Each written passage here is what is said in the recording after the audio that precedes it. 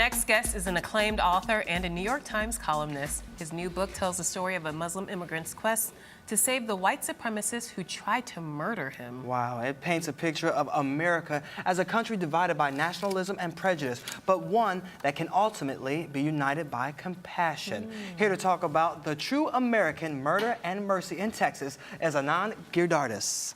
Great to be here with you. Nice to meet you. I'm going to also sing some Kelly Price songs after this, so Go for it. just compare. Well, you don't look like an author. You look like a rock star with that hair. Very cool pompadour, my friend. Thank you, thank you. I really like it. It's real for now. Is it? Yeah, for now. Very nice. How Yeah. long does it take you to make that happen? About 3 minutes. Really? Wax. Really? Yeah. Locks of wax. Never answered that question before publicly. Never been asked that question before publicly. But Arise TV is breaking new ground. That's There what you we go. do here. That's right. Let's start. Speaking of breaking new ground, let's speak about your book. Okay, it tells the story of a man named Mark Stroman, who was a Hitler-loving white supremacist. He walks into a gas station one day, decides that he wants to kill all the people who appear to be Muslim, ends up killing two, one survives, and that one survivor goes on to become his friend eventually and tries to advocate for his life. This story is unbelievable. It sounds scripted, but it's real. It's a 100% true story. Really? I came across it in a news brief one day, a little story, and all I saw was, you know, this man is scheduled to be executed in Texas, which we see all the time in the paper. Yeah. And then there was this additional sentence about in his final days, his victim, and they gave the victim's name, which was clearly looked like a Muslim name, has been fighting to save his life. And I just thought, what's going on here? And as I dug into it, I'd actually spent kind of a year and a half looking for some sort of story to tell about the American dream and what was happening to it. And, you know, we talk about it, you talk about it probably on this channel, about a country where people are less and less sure that the dream still works. And the story that intrigued me was a country actually where the dream works spectacularly still for some people and has failed a lot of other people. Miserably for others. And when I dug into this story, I realized that there were kind of two layers to it. One was just this story of attempted murder and forgiveness. But beneath that was really a story of these two Americas, a thriving one and a failing one, which kind of often stay apart, but brutally collided in this story. And strangely, for many of our perceptions, it was the Muslim immigrant from the third world who actually was able to access the America that still worked, because after being shot, he rebuilt his life in this extraordinary way.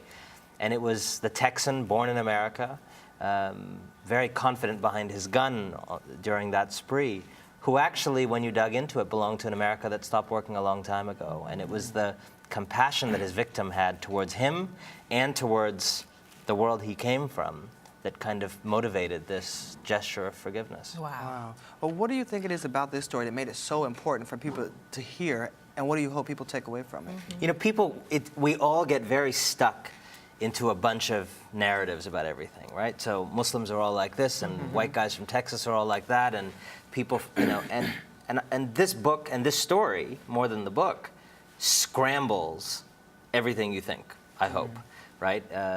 It's the Muslim man who we, in parts of Texas, might hear called a terrorist, just for being Muslim, as Mark Stroman did. It's the Muslim man who's seeking mercy. And the Muslim man who argues that the Quran compels him to the belief that taking a life is like taking all lives, and saving one life is like saving all mankind. And from that principle came this journey. And the victim, his name is Rais Bouillon. Rais Bouillon. Rais Bouillon.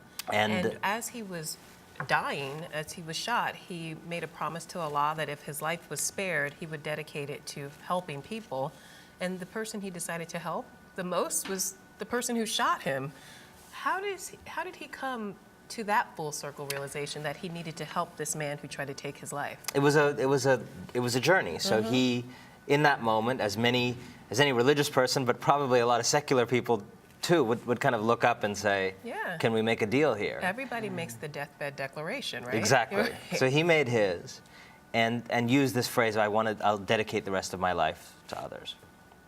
But then, being shot in the face, 39 pellets in his face, a bird hunting shot that sprayed pellets instead of a traditional bullet, blind in one eye. Those pellets remain in his face for the rest of his life, incidentally. 2 of the pellets went through the eye and stopped just before the brain, where they would have caused permanent damage. Wow. And so he had to deal with that. He was kicked out of the hospital the next day after being admitted because being shot in the face is a pre-existing condition in America. And Wait, what? He Being was shot in the face was considered a pre-existing well. I'm condition? being slightly facetious, Okay. but he was Well, deemed you never because he know. didn't have insurance. He didn't have insurance, right? Okay. Wow. He Yeah. was considered someone who was kind of a problem, and they don't want problems. Right. Problems that don't have insurance companies standing behind them. But his sense was it's such a rich country that they must know that I'm going to be okay because this country is so rich and compassionate, it would never kick me out. Well, he didn't know. So for the next many years, he couldn't fulfill that promise to God because he was so consumed with his health. He fell $60,000 into debt and wrestled with a lot of the problems of American life. But many years later, passing through a stint at the Olive Garden, where he, despite being Muslim, overcame his reservations about selling alcohol and became the highest grossing alcohol seller in some months, rebuilds his life, gets debt out of his way, and is able to go to the Hajj pilgrimage in Mecca once he's debt-free and can afford it. And there, that pledge that he made, I will dedicate my life to others if you save me, comes back to him, haunts him, and he realizes, okay, now's the time. I put it off, now's the time. So and did he track down Stroman? Well, he spent a year after that moment thinking about, okay, I want to do something, what do I do? And thinks about charity and thinks about this and that, and finally decides that the thing that most pains him in the world is the hostility between the religion he is so devoted to, Islam, and the country he has now become a citizen of, America. And it's like when your two best friends hate each other. Yeah. These are his two best friends. And he can't stand that they don't like each other. Yeah. And he wants to intervene.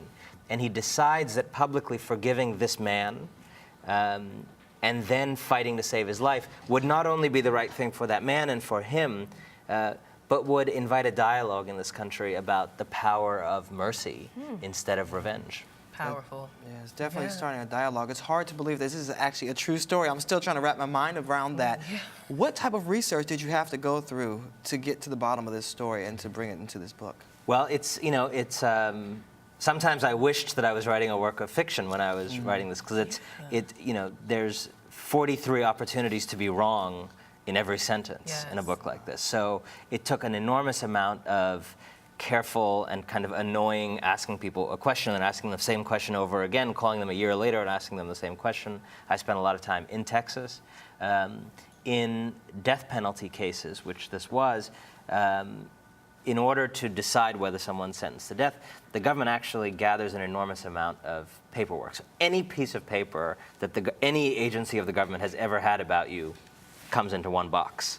And so I had access to all of that. And that is an extraordinary archive of, in Mark Stroman's case, his physical exam results, doctor's write-ups when he was 9 years old, his parole officer's journal entries when he was a teenager about when he was there, when he wasn't, when he was sniffing glue and locked up with his girlfriend in his grandparents' house. So it was interesting. I didn't ever meet Stroman, and I did meet Race extensively.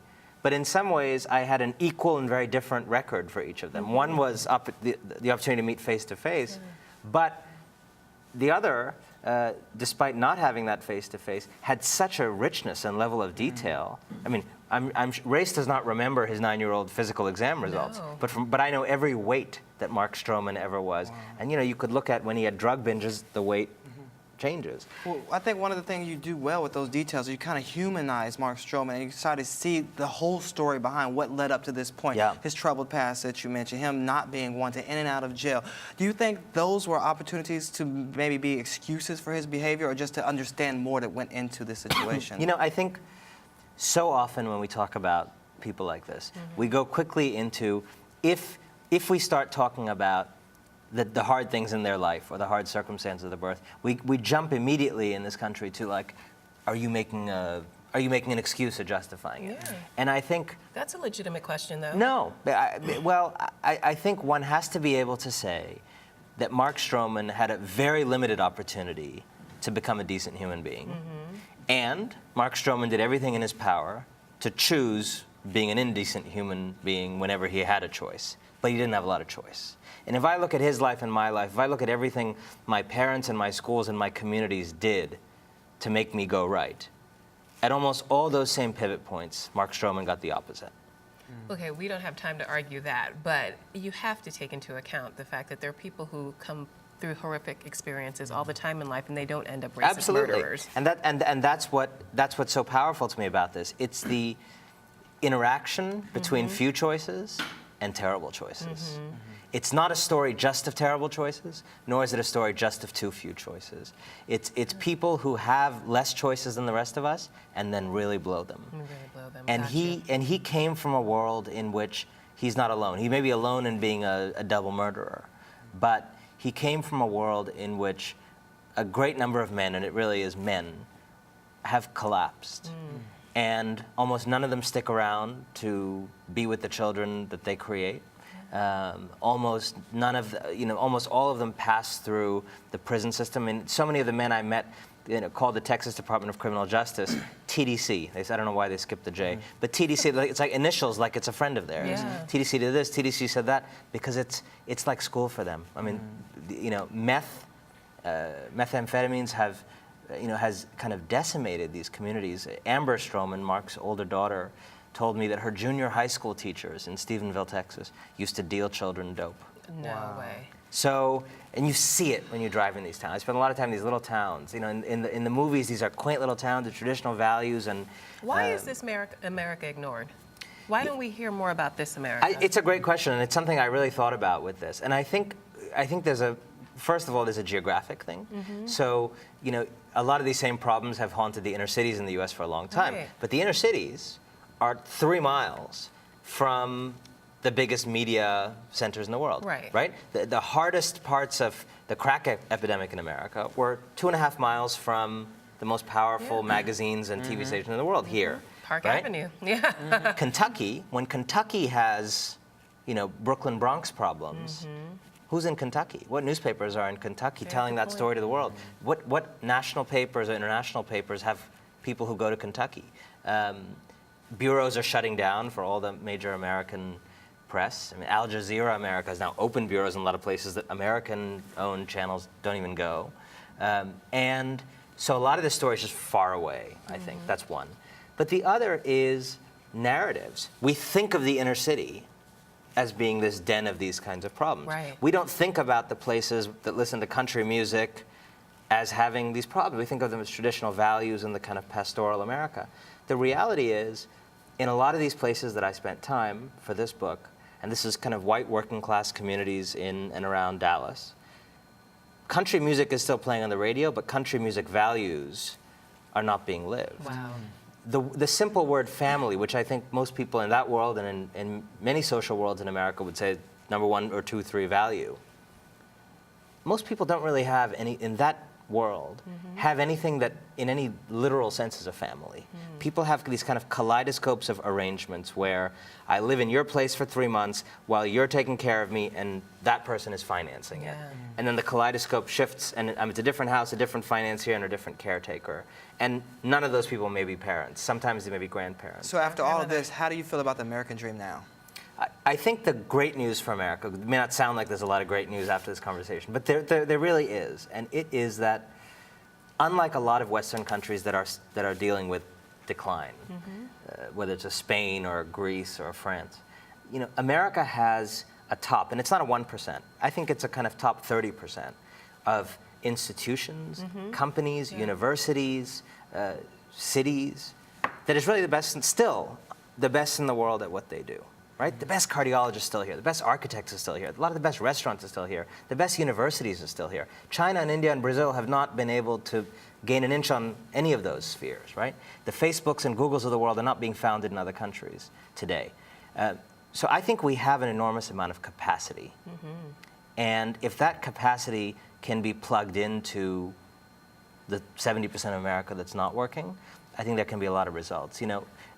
One of the things that is terrific about the last few decades in America is we've gotten a lot more aware of places like Africa. That's true. Right? But I now know a lot of people, many more people who graduate from great universities and spend their lives worrying about Africa, which is great. And I don't know anybody who graduates from college in this country, from a great college, and worries about Kentucky and West Virginia. That's a very good point. We have our own third world here, and it's worth that some people need to also worry about Gotta care that. about it. Yeah. All right, really quickly, before we go, who plays you in the movie? Because this is clearly going to be turned into a film. I would hope to play myself. You're going to play yourself in the movie. All right. That Well, works. we think it has Yes. Hollywood written all over it. Definitely. So remember we said it, and congratulations Thanks again. so It was much a pleasure. for having me on the Thank show. you. Thank you so much for being here. All right, you're watching Arise Entertainment 360.